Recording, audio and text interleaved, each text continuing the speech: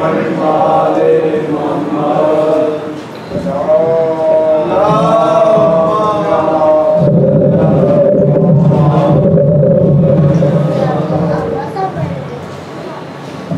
کرام، اس سے پیشتر کہ میں دعوت خطاب دوں جناب مولانا مختار حسین غفاری صاحب کو اعلان سماعت فرمائیں۔ نماز ظہرین کے فوراً بعد تقریباً 1:45 پہ 1:45 بجے قبلہ محترم چودھری ارشاد حسین نمبردار صاحب کے گھر مجلس اعزا سے خطاب فرمائیں گے۔ مومنین سے التماس ہے کہ نماز ظہرین کے فوراً بعد چودھری ارشاد حسین کنگ نمبردار صاحب کے گھر مجلس اعزا میں شرکت فرما کے ثواب دارین حاصل کیجیے گا۔ پیچھے بیٹھے مومنین سے گزارش ہے کہ وہ تھوڑے آگے آگے ہو جائیں تاکہ جو بعد میں لوگ آئیں وہ پیچھے بیٹھ جائیں۔ اب آپ کے سامنے جناب مولانا مختار حسین غفاری صاحب۔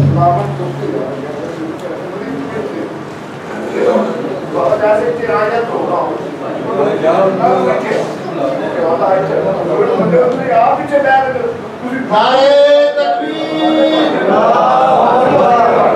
نعرہ تکبیر، نعرہ رسالت، نعرہ رسالت، نعرہ حیدری، نعرہ حیدری، برائے حسین و سلام دی نمائے حق بلندان سلوات۔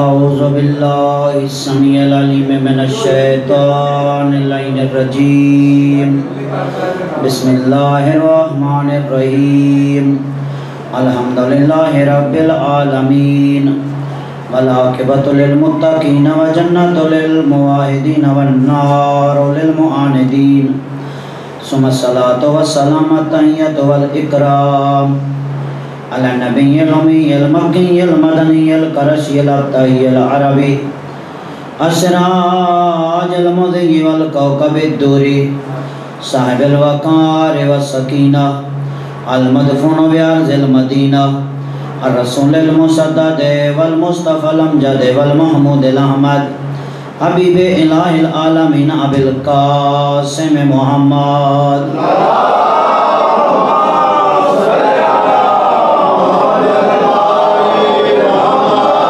الذي المراج سفره والبراق مركبه وسدرة المنتهى منزله وقاب قوسين أو أدنى مقامه وقال كنت نبي آدم بين الماء والتين الذي في التوراة اشتهاره وفي الإنجيل أذكاره وفي الزبور أوصافه وفي القرآن إعلانه قال الله تبارك وتعالى فی شانہ وما ارسلناک الا رحمۃ للعالمین۔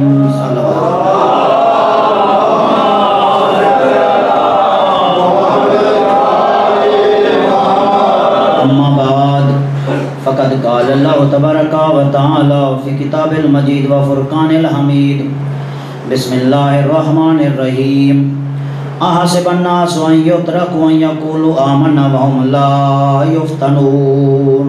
صلوات۔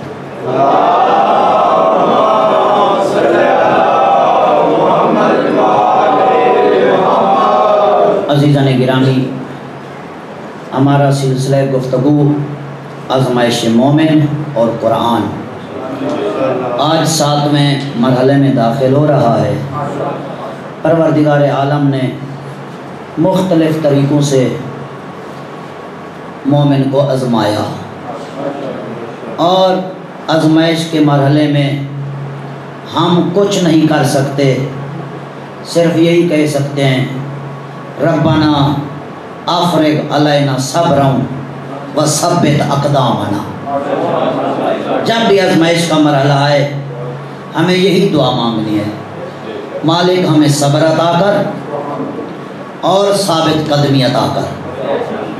وہ دولت دے کے بھی آزماتا ہے، دولت لے کے بھی آزماتا ہے، اور یہ بھی آزمائش ہے کہ دیکھیں پروردگار عالم نے یہ بارش کل سے شروع ہے، یہ رحمت نازل کر کے کچھ راستے ناہموار ہیں، جس کی وجہ سے مومن نہیں آ پاتے، لیکن آپ لوگوں کو آل محمد کی جو کھینچ کے لے آئی ہے یہاں، یقیناً یہ ایک آزمائش ہے۔ صلوات پڑھے محمد والے محمد۔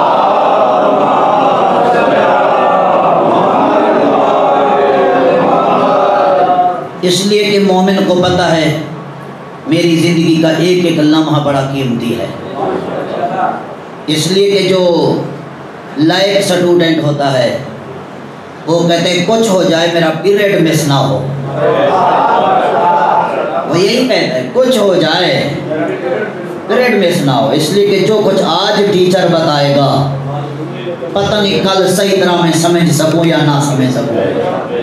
تو یہ حسینی مدرسہ ہے جہاں ہر فرد کا بندہ آتا ہے اور ہر ایک یہاں سے پیغام لے کے جاتا ہے۔ پروردگار کا لطف دو طرح کا ہے، ایک لطف خفی ہے، ایک لطف جلی ہے۔ لطف خفی کیا ہے؟ اس کا انعام، اس کا کرم، اس کا احسان، یہ لطف خفی ہے۔ لطف جلی کیا ہے؟ بیٹا دیا، مکان دیا، دولت دی، یہ لطف جلی ہے۔ آ گئی بات دولت کی، تو کیا دولت دی خدیجہ الکبریٰ کو؟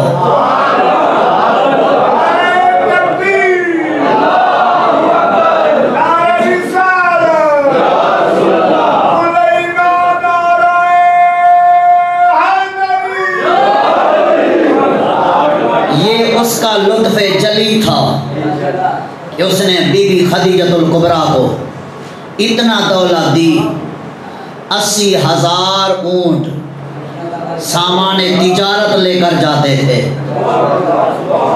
کتنے؟ 80,000۔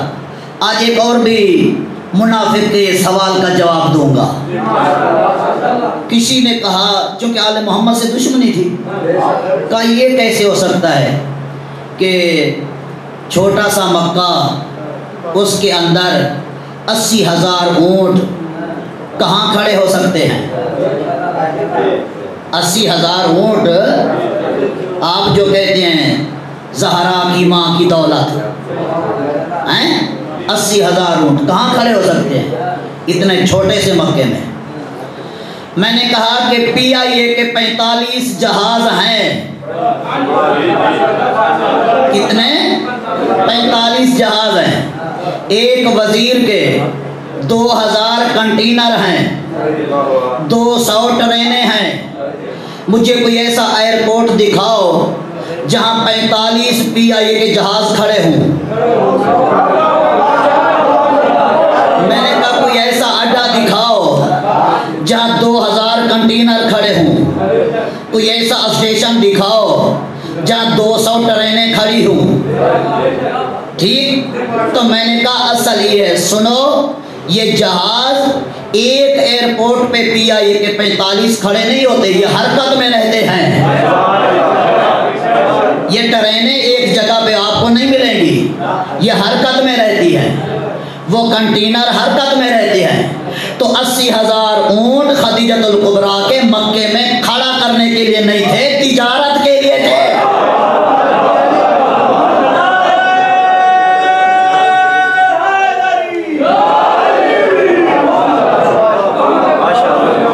سمجھ آ گئی نا بات؟ تجارت کے لیے تھے، اور تجارت کہاں تک پھیلی ہوئی تھی؟ بی بی خدیجہ الکبریٰ کے مال کی تجارت یورپ تک، افریقہ، یمن، شام، ان کو اعتماد اتنا تھا خدیجہ الکبریٰ کے مال پہ، وہاں تک تجارت پھیلی ہوئی تھی۔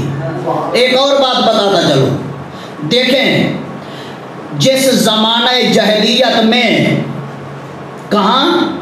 زمانہ جاہلیت میں، جس زمانہ جاہلیت میں مصطفیٰ کو صادق اور امین کہا گیا، اسی زمانہ جاہلیت میں خدیجہ الکبریٰ کو طاہرہ کہا گیا۔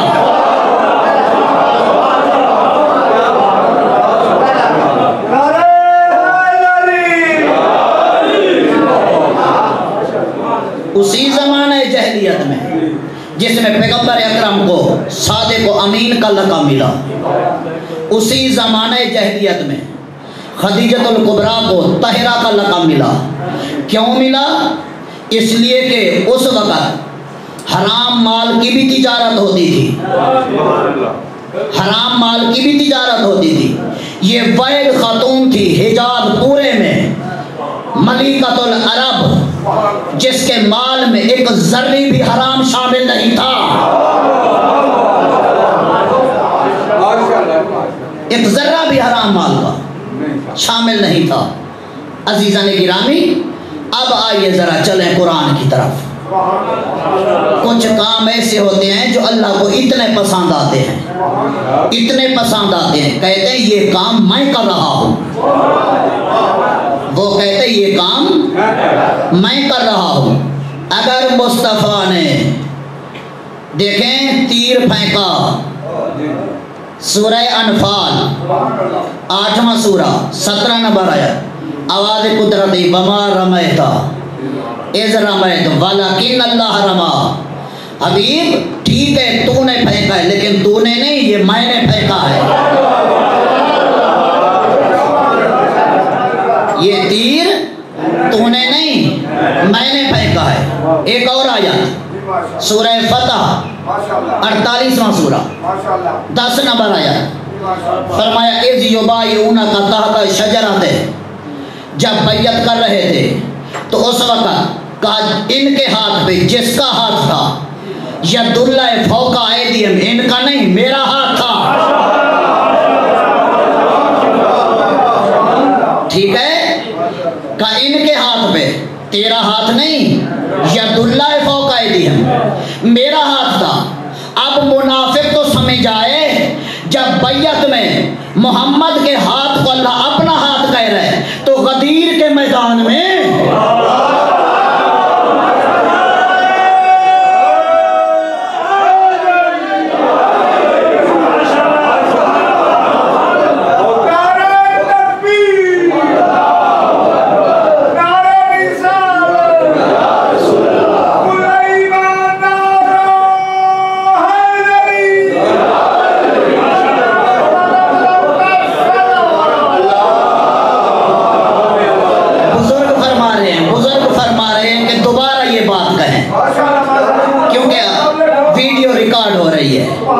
تاکہ منافق تک پیغام پہنچ جائے۔ یا تو آیت کا انکار کرو، یا آیت کا انکار کرو کہ غلط ہے، وہ اللہ کا ہاتھ نہیں تھا۔ سورہ فتح میں جب بیعت ہوئی اور اللہ نے فرمایا ید اللہ فوق ایدیہم، ان کے ہاتھ پہ، تیرا ہاتھ نہیں میرا ہاتھ ہے، یا تو آیت کا انکار کرو۔ اگر آیت کا انکار کرو جہنم پہلے انتظار کر رہی ہے۔ جب آیت کا انکار نہیں کر سکتے تو پھر مانو غدیر کے میدان میں علی کا ہاتھ کس کے ہاتھ میں تھا؟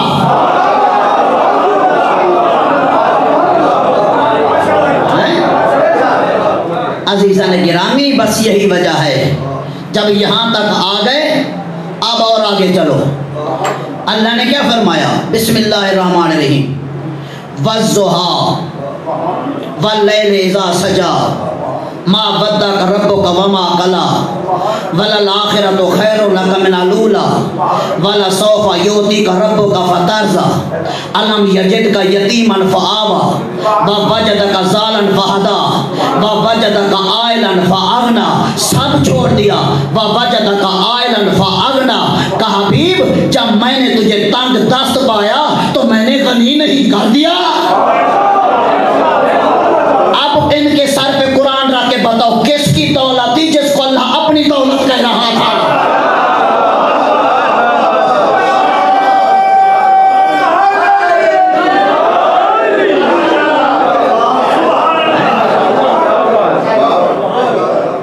عزیزان گرامی، کس کی دولت تھی؟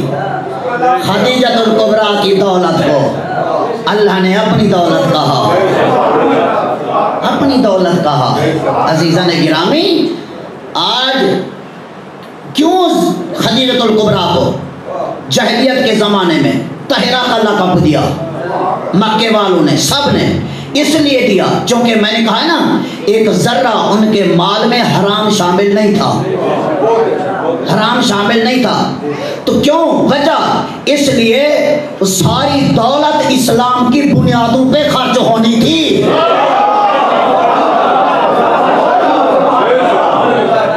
ساری دولت اسلام کی بنیادوں پہ خرچ ہونی تھی تاکہ ان کو پتہ چل جائے اسلام حلال دولت سے پھیلتا ہے، حرام سے نہیں۔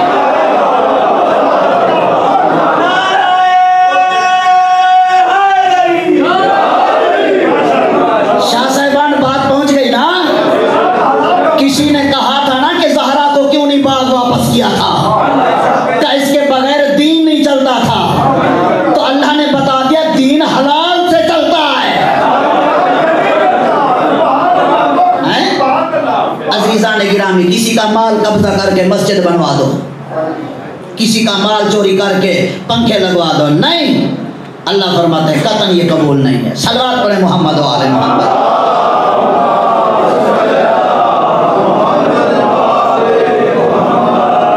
اللہ آزماتا ہے، آزمائش کے مرحلے بڑے سخت ہیں۔ آج جمعرات ہے نا، آج جمعرات ہے، اور میں سوچ رہا تھا کہ یہ کیسے ہو سکتا ہے کہ عشرہ گزر جائے غدیر کا ذکر نہ آئے۔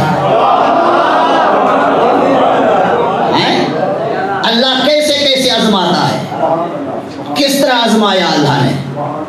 سنیں، نبیوں کو آزمایا، نبیوں کی بیویوں کو آزمایا، جو حضرات تاریخ سے واقف ہیں، نبیوں کی بیویوں کو آزمایا، نبیوں کے وصیوں کو آزمایا۔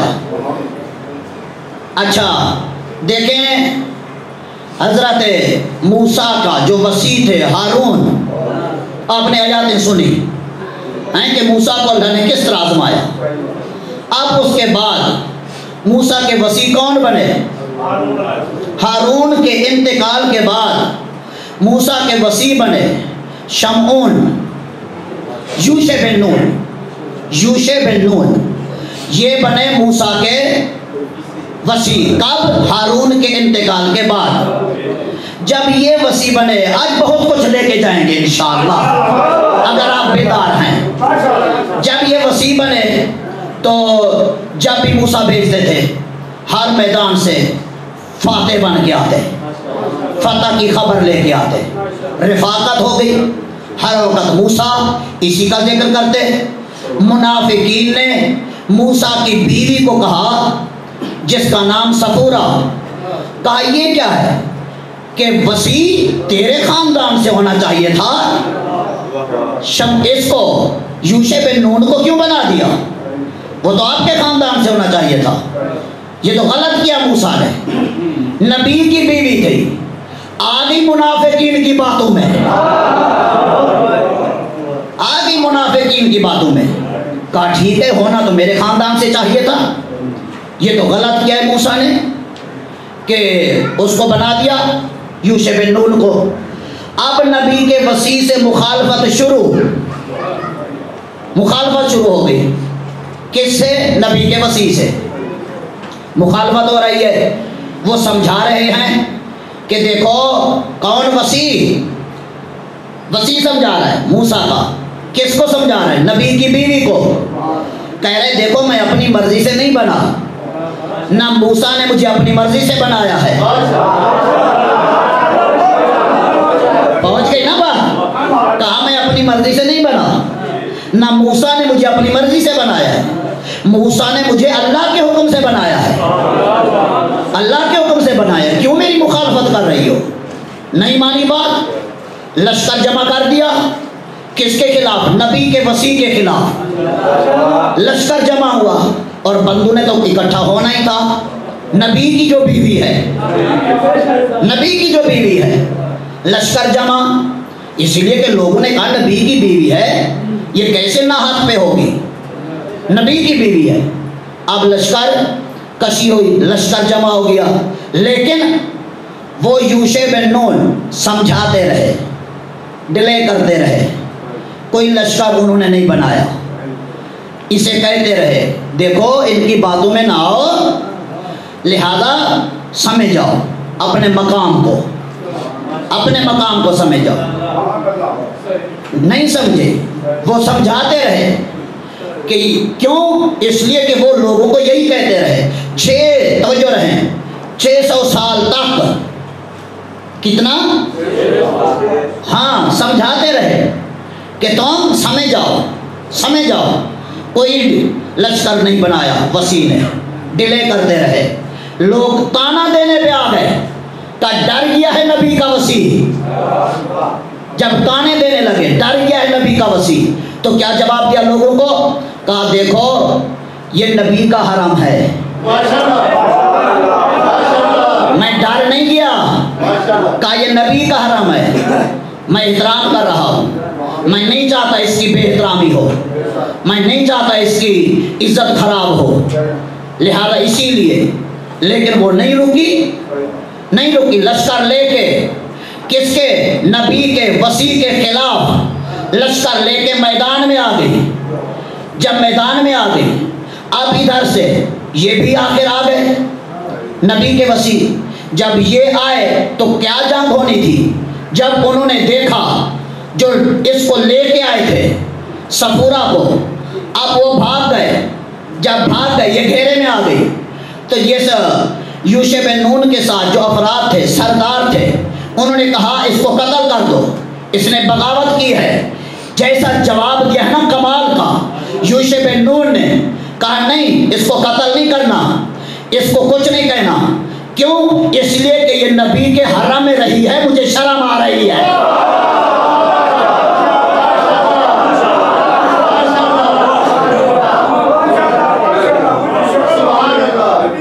کہا یہ نبی کے حرم میں رہی ہے، اس لیے مجھے حیا آ رہی ہے، مجھے شرم آ رہی ہے۔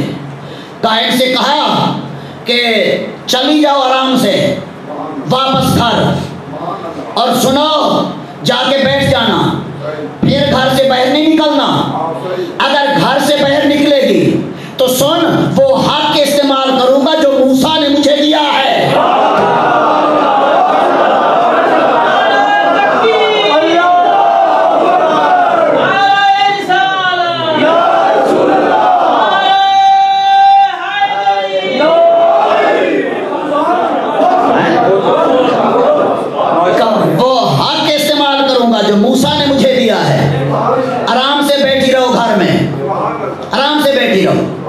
چلی گئی، چپ چاپ چلی گئی، لیکن بعد میں روتی رہی، پچھتاتی رہی کہ میں نبی کے وسیع کے خلاف میدان میں کیوں آئی،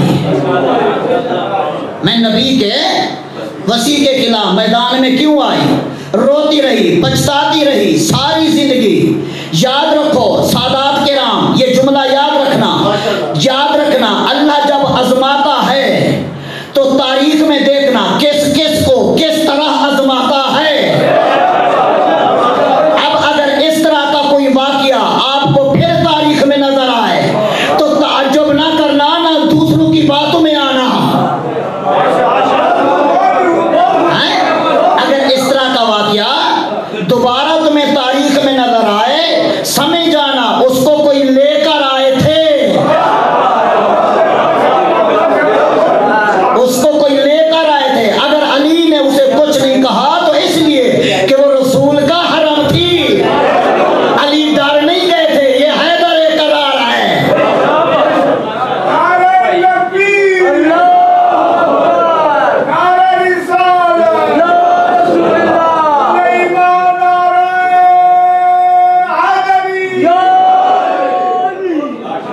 لہذا عزیزو یاد رکھو، اللہ اس طرح نبی کی بیویوں کو آزماتا ہے۔ اللہ کس کس طریقے سے آزماتا ہے؟ وہ نبی کی بیوی کی آزمائش تھی۔ معیار کیا بنایا آزمائش کا؟ نبی کے وسیع کو، رسول کے وسیع کو معیار بنایا۔ وسیع کو منکر ہو گئی، کہا نہیں مانتی، تو اللہ نے بتا دیا کبھی کبھی میں اس طرح بھی آزماتا ہوں، اس طرح بھی آزماتا ہوں۔ تو اب معیار بنا دیا وسیع کو، ٹھیک ہے؟ جو یوشع کو مانے وہ مومن، جو نہ مانے وہ मुनाफिक। ठीक है, तो जो आसिफ बिन बरखिया सलमान के वजीर को माने वो मोमिन। अब इसी तरह आगे चलते जाओ, जो ईसा के वसी शमून को माने वो मोमिन, जो ना माने वो मुनाफिक। अब मैं नहीं कहूंगा, अब ज़मीर से पूछना, जो तमाम का सरदार हो उस नबी के वसी को जो माने,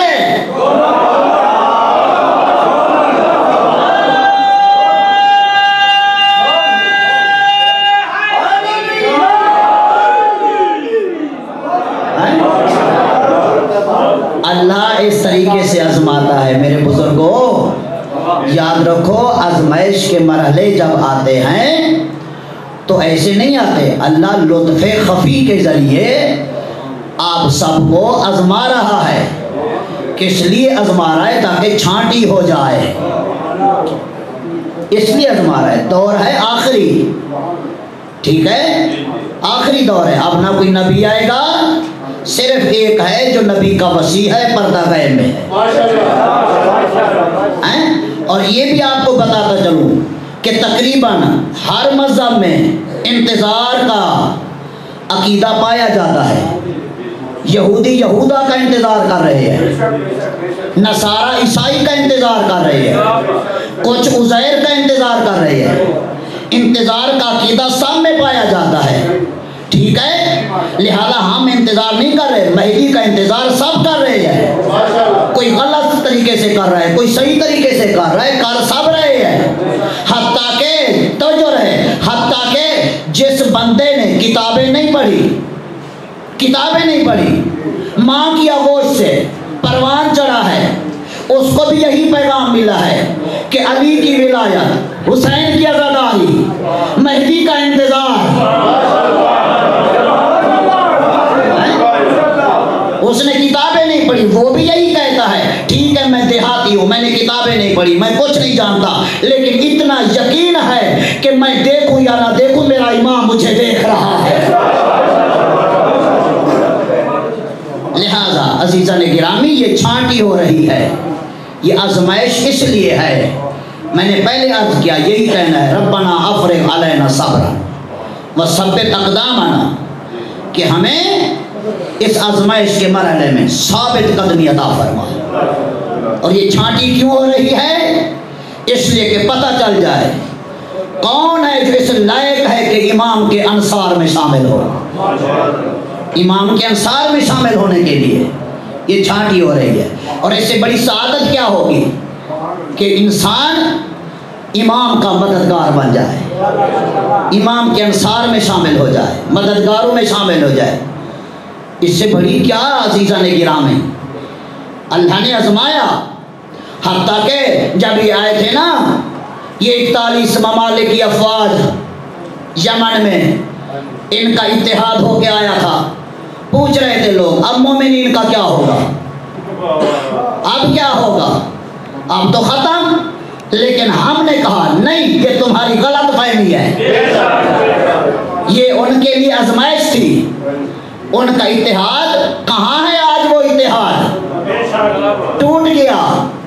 20 मुल्क तो ऐसे थे, अपनी फौजों की लाशें उठाई और चले गए। दूसरों को कहा हमें कहाँ फंसा दिया है, कहाँ फंसवा दिया है? तो दूसरे भी कुछ चले गए जो मीडिया ज़ाहिर नहीं कर रहा। जब वो आए थे तो अब्दुल मालिक हौसी का एक ही, उसने क्या किया, रेडियाई लहर पे, टीवी पे ऐलान किया। क्या उसने ऐलान किया? कहा ये 41 ममालिक की अफवाज के जो कमांडर हैं वो ये सुन लें कि तुम हमें, तवज्जो रहे, उसने कहा तुम हमें मार सकते हो, टुकड़े कर सकते हो, हमारे टुकड़ों को हवा में बखेर सकते हो, लेकिन हमें सरेंडर नहीं कर सकते। तुम हमें मार सकते हो, हमारे सरों को काट सकते हो, हमें हवा में बखेर सकते हो, लेकिन हमारे सरों को झुका नहीं सकते। ऐलान करके कह रहे, क्यों? हमारा रिश्ता करबला से है।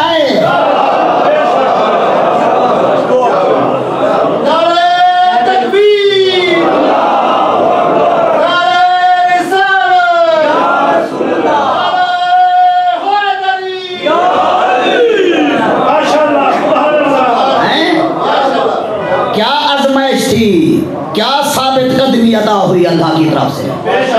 آج کہاں ہے وہ اتحاد؟ ٹوٹ گیا وہ اتحاد. کیوں؟ اس لیے کہ ان کو پتہ نہیں تھا آگے ہیں کون جن سے ٹکر لی ہے. جب پتہ چلا نا تو پھر ایک دوسرے کو کہنے لگے مروا دیا تم نے. اور اچھا ادھر عراق لبنان شہید ہوئے، لاشیں دی. آج نہیں ہے مذہب باقی ہمارا. ذرا دیکھیں عراق کی طرف دیکھیں.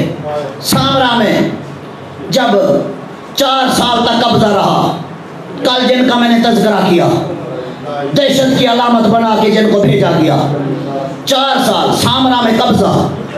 اور پھر ان کا جو بغدادی تھا اس نے اعلان کیا. کیا اعلان کیا؟ اس نے کہا اب کوئی زیارت کے لیے آ ہی نہیں سکے گا. اس نے اعلان کیا کوئی زیارت کے لیے آ نہیں سکے گا. کیوں؟ اس لیے کہ سفاہ ترین دہشت گرد سڑکوں پہ دہشت گرد کر رہے تھے، گھوم رہے تھے، اور ساتھ انہوں نے تباہ کر دیے، راستے بند کر دیے. کہ اب کوئی زیارت کے لیے آ ہی نہیں سکے گا. اس کے کمانڈر کے بڑے نے اعلان کیا.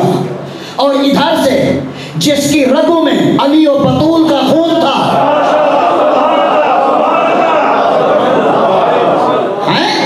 جس کی رگوں میں علی و بطول کا خون تھا، تمہارے مجاہد حسن نصر اللہ نے ایک اعلان کیا.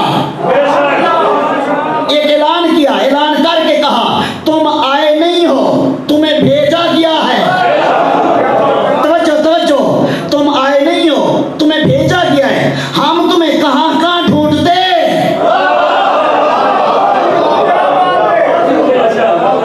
تم آئے نہیں ہو، تمہیں بھیجا گیا ہے. ہم تمہیں کہاں ڈھونڈتے.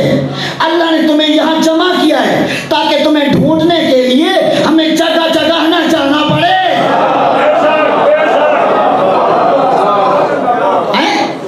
جب ان سے قبضہ چھڑایا، بلہ تک پہنچ گئے تھے، کربلا سے 28 کلومیٹر دور تھے.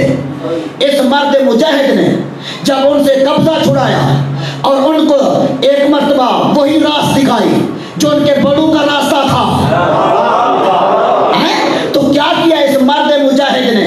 ایک مرتبہ ابو الفضل العباس کا علم لے کر کھڑے ہو کے کہا اب قیامت تک کے لیے کوئی ماں کا لال جایا ہی نہیں جو کسی زائر کو یہاں آنے سے روک سکے.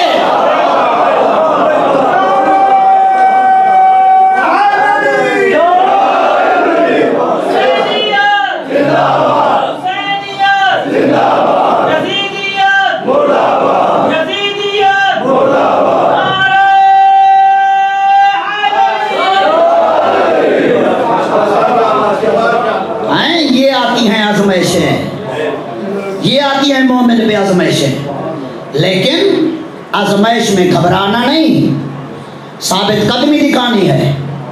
شہادت سے پہلے کون جانتا تھا باقر النمر کو؟ کون جانتا تھا؟ کیا کیا؟ ظالموں نے کہا ایک بیان دے دو خالی کہ جو کچھ میں نے کہا ہے میں اس کی معافی مانگتا ہوں. کہا نہیں ہو سکتا، نہیں ہو سکتا. سال زندان میں رکھا. سال کے بعد کہا کہ آپ صرف اتنا کہہ دو کہ میں آئندہ ایسی تقریر نہیں کروں گا. اس نے کہا نہیں ہو سکتا، گردن کٹ جائے مظلوموں کی حمایت سے ہاتھ نہیں اٹھ سکتا. کیونکہ قطیف کے مومنین سعودیہ میں، قطیف کے مومنین اور دوسرے مدائن، دوسرے علاقوں کے مومنین کیا تھے؟ وہ سارے مومنین وہ تھے جن کی نگاہیں لیڈر پہ تھی. اسی پہ نگاہ تھی ان کی کہ دیکھیں ہمارا رہبر کیا کرتا ہے. تقیہ کر سکتے تھے، جان بچ سکتی تھی، لیکن کہا نہیں، جن کو میں نے شجاعت کا درس دیا ہے، جن کو میں نے بہادری کا درس دیا ہے، جن کو میں نے دلیری کا درس دیا ہے، ان کے حوصلے ٹوٹ جائیں گے. تو اس لیے کہا کہ ٹھیک ہے میرا سر تن سے جدا ہو جائے، کوئی پرواہ نہیں. یہاں جدا ہوگا نا، جیسے جدا ہوگا میرا مولا حسین ہمیشہ کے لیے زندہ و جاوید کر دے گا.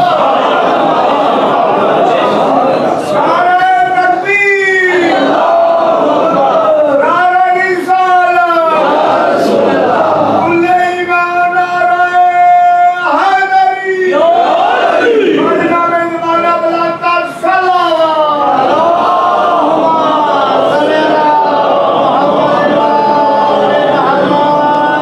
عزیزان گرامی یہ آزمائش کے مرحلے ہیں. کون جانتا تھا ابراہیم زکزکی کو؟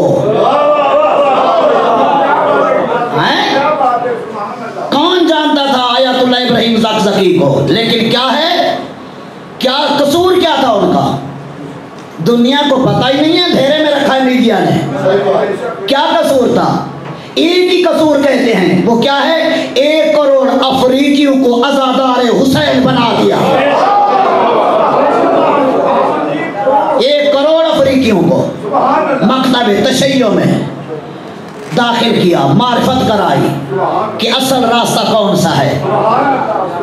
عزیزان گرامی 4 بیٹے دے دیے، پھر بھی حوصلہ ابھی تک جوان ہے. یہ آزمائش آتی ہے. آج کیا آزمائش ہے؟ لہذا اسی لیے اپنے آپ کو آزمائش کے لیے تیار کرو. کچھ ہو جائے نماز نہیں چھوڑنی، نماز نہیں چھوڑنی، اس لیے کہ سب کچھ اللہ نے اسی میں رکھا ہے، اسی میں رکھا ہے.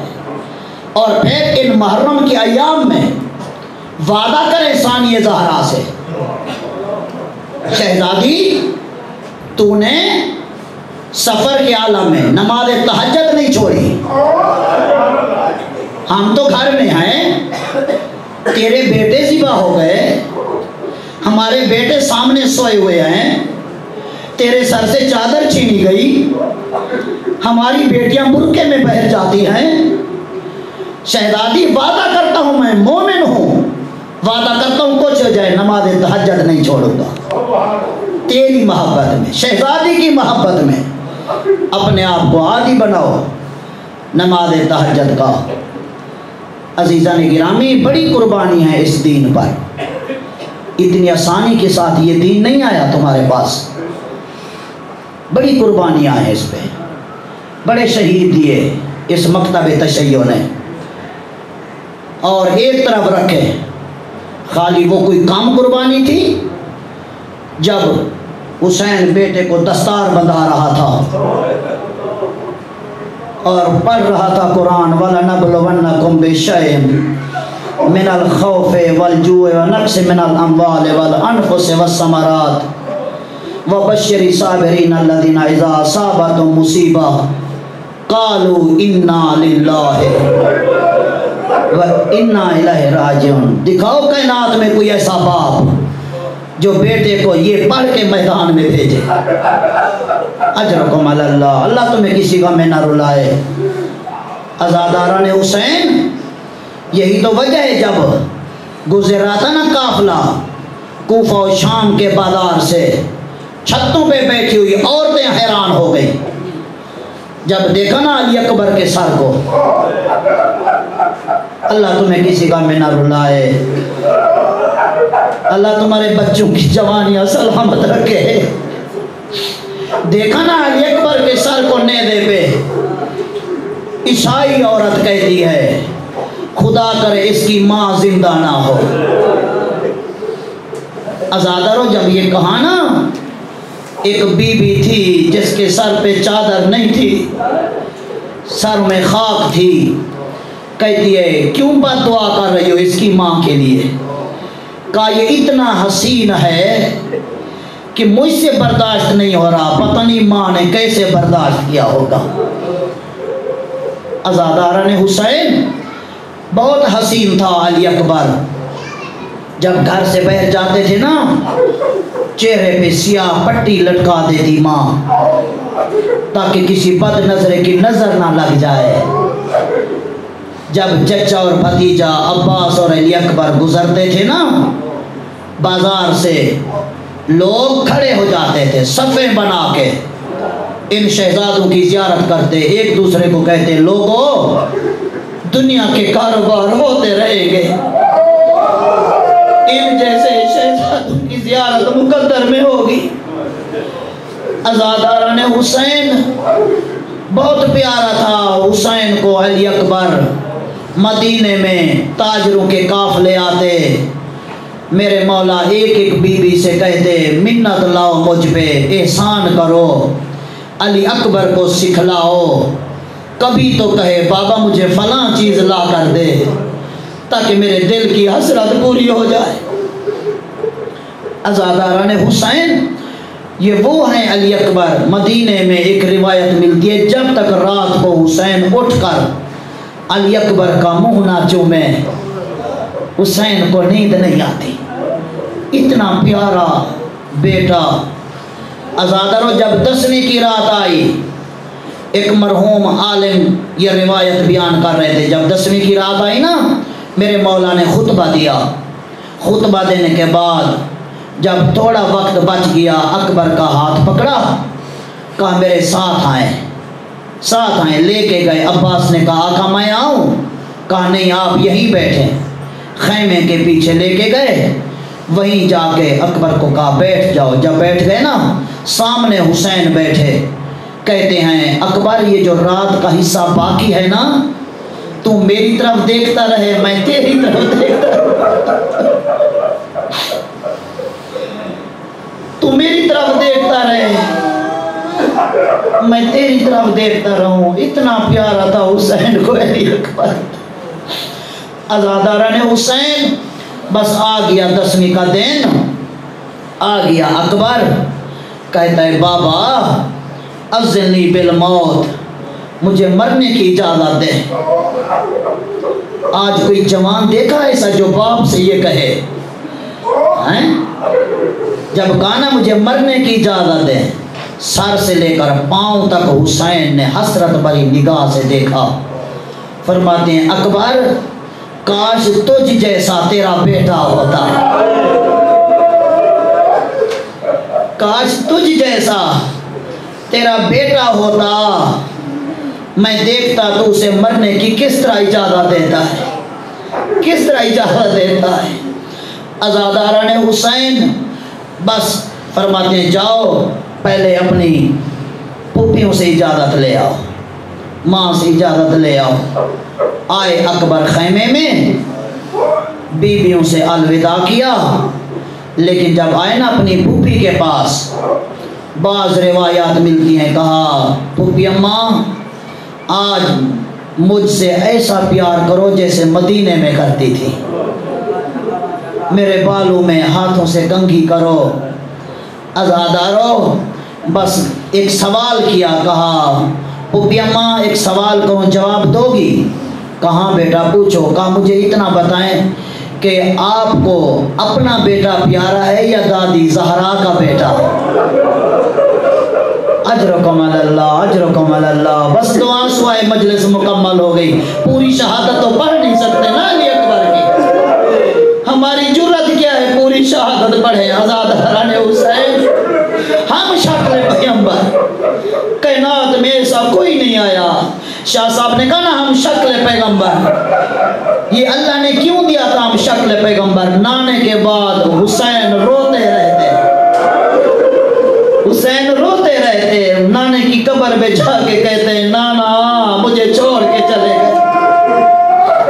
خواب میں نانا آئے، کہا حسین نہ گھبرا نہ گھبرا، اللہ تجھے ایسا بیٹا دے گا جو میری شکل کا ہوگا، کردار میں گفتار میں میں محمد نظر آؤں گا. عزادارو بس کہا پھوپھی اماں مجھے بتائیں کہ آپ کو اپنا بیٹا پیارا ہے یا دادی زہرا کا بیٹا؟ کہا اکبر آج کیسے مشکل سوال کر رہے ہو؟ کہا پھوپھی اماں بتائیں تو صحیح، سنو گے؟ کہا اکبر کیا بتاؤں، میرے لاکھوں بیٹے حسین پہ قربان جائے. کہا اچھا اگر وقت آ جائے مجھے اتنا بتائیں، دادی زہرا کے بیٹے پہ اگر وقت آ جائے اپنا بیٹا قربان کر دو گی؟ حسین کھڑے ہوئے سن رہے تھے. پھوپھی کی عزاداران حسین بس حسین اتنا سنا برداشت نہیں کر سکے، خیمے سے باہر چلے گئے. اب زینب کی آنکھوں میں، بی بی کی آنکھوں میں آنسو ہیں. کہا جا اکبر میں نے تجھے اجازت دی ہے، جا میں نے تجھے اجازت دی ہے. اب اکبر آئے، کہا بابا میں اجازت لے آیا ہوں. اب حسین نے کیا کیا، دستار بندھانی شروع کی. जैसे ही पहला पेज दिया ना दस्तार का, कुरान की आयत शुरू की, वलनबलुवन्नकुम बिशैइन मिनल खौफि वल जूइ व नक्सि मिनल अम्वालि वल अनफुसि वस्समरात। दिल के मेवे, सुना था ना औलाद को दिल के मेवे कहते हैं, तो हुसैन के दिल का मेवा जा रहा है। वबश्शिर साबिरीन अल्लज़ीना इज़ा असाबतहुम मुसीबा कालू इन्ना लिल्लाहि व इन्ना इलैहि राजिऊन। बस आज़ादर ये कहकर हुसैन ने क्या किया, दस्तार का एक लड़ा, एक कोना पीछे छोड़ दिया। कहा उसको पकड़ के, अकबर तू आगे चल, मैं पीछे चलता हूँ। ज़ैनब खैमे के दरवाजे पे देख रही थी, वहीं से आवाज देकर कहती है, हुसैन मैं क्या देख रही हूँ, क्या देख रही हूँ? कहा बहन जब मिना में हाजी जाता है कुर्बानी आगे होती है, हाजी पीछे होता है। ये मेरी कुर्बानी है जो मैदान जा रही है। अजरुकुम अल्लाह। बस अलादार में हुसैन अकबर आए, कहाँ खैमे के अंदर आखिरी अलविदा के लिए। अब आए तो बीबी उन्हें हल्का बना लिया। मेरे उस्ताद मोहतरम पढ़ा करते थे कि अकबर का विदा हर कोई नहीं पढ़ सकता, इतना मुश्किल है। जैसे अकबर आए ना सवार होकर घोड़े पे, बीबी उन्हें हल्का बना लिया, पत्थरों से मातम किया, बीबी उन्हें पत्थरों से मातम किया। कोई कहती थी अकबर क्या आज के दिन के लिए पैदा हुए थे, कोई कह रही थी मेरी 18 साल की मेहनत। अजरुकुम अल्लाह, अल्लाह तुम्हें किसी का में ना रुलाए। अलादर कोई बीबी कह रही थी अकबर मेरा कद छोटा है, मैं नहीं कहती तू नीचे उतर, मैं नहीं कहती तू अपना मुझे चेहरा नीचे कर, मैं पेशानी तेरी चूमूं। अकबर जरा इधर देख, मैं तेरी छोटी बहन सकीना हूँ,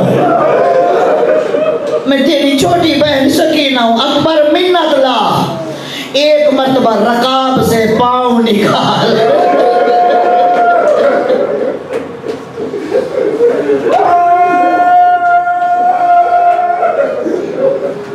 अकबर जरा रकाब से पाँव निकाल, मैं एक दफा आखिरी मर्तबा तेरे पाँव के कदम से चूम लूं। अलादर जब गिरिया हुआ ना, सैयद सज्जाद की आंख खुली, कहा दादी फिजा जरा इधर आओ। गई, कहा ये गिरिया कैसा है? कहा क्या बताऊं अकबर मैदान जा रहा है। सैयद सज्जाद कहते हैं जाओ अकबर से कहो, भाई कह रहे क्या मुझसे मिल के नहीं जाओगे? अल्लाह किसी भाई को ये वक्त न दिखाए। कहा क्या मुझसे मिलकर नहीं जाओगे? बस रोने वालों, मजलिस मुकम्मल हो गई, आखिरी 2 जुमले सुन लो।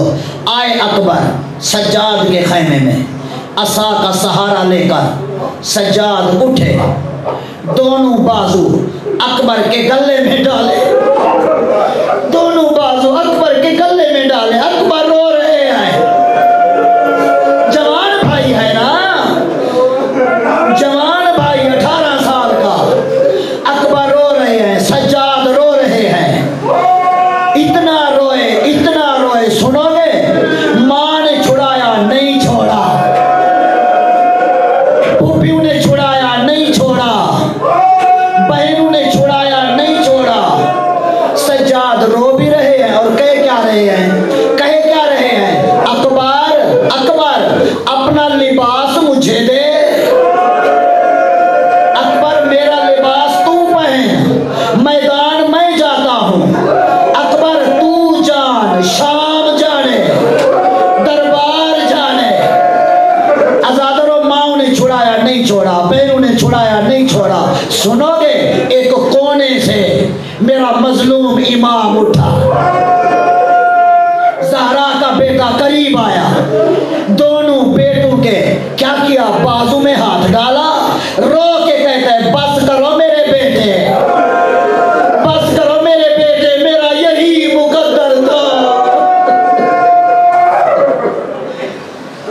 اللہ لعنت اللہ علی القوم الظالمین وسیعلم الذین ظلموا ای منقلب ینقلبون۔ ماتم حسین۔